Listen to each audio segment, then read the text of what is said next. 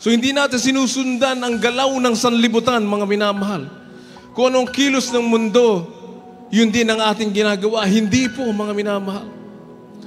Kung anong bihis ng sanlibutan, yun din ang bihis natin. Hindi po, mga minamahal. Chismis dito, chismis doon. Hindi na dapat tayo pumapatong dyan. Hindi na dapat natin pinakikinggan yan. Naging chismis capital ng Pilipinas. Texting capital ng Pilipinas, sabi sa pag-aaral.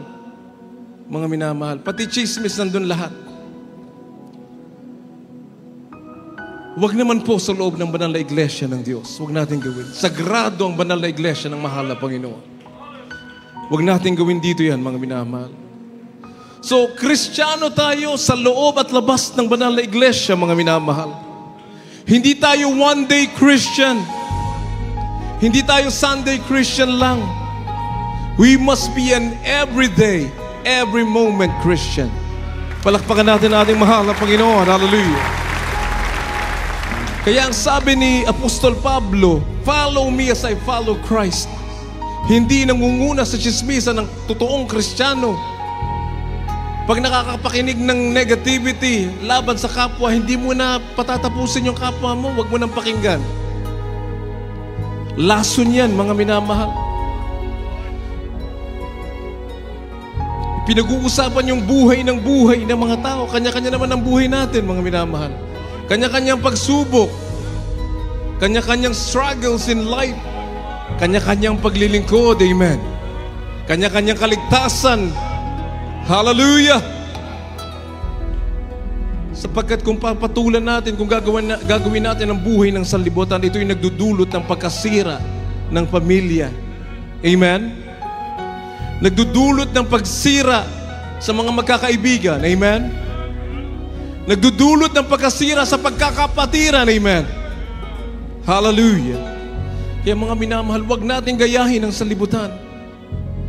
Ang mga makasanlibutan pag-uugali, iniwan na natin yan noon, mga minamahal.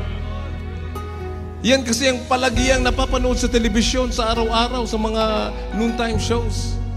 Naging entertainment na yung buhay ng ibang tao. Hindi po dapat maging sa social media. Influencer daw sila, mga minamahal. Yun at yun ang kanilang mga ginagawa. Biro mo, pati pagpapasalamat sa Diyos, kini-question, bakit daw sa Diyos magpapasalamat, ba't hindi daw sa Kanya? Siya nagbigay, hindi naman daw Diyos.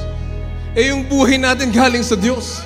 Mga minamahal, when you listen to that garbage, it poisons your soul. It poisons you. Ang pakinggan natin ang salita ng Diyos. Amen. Hallelujah. Huwag yung nagpo-poison sa ating mga kaisipan, mga minamahal. Yan ang buhay nila, panlilipak ang ginagawa sa ibang tao, sa kapwa.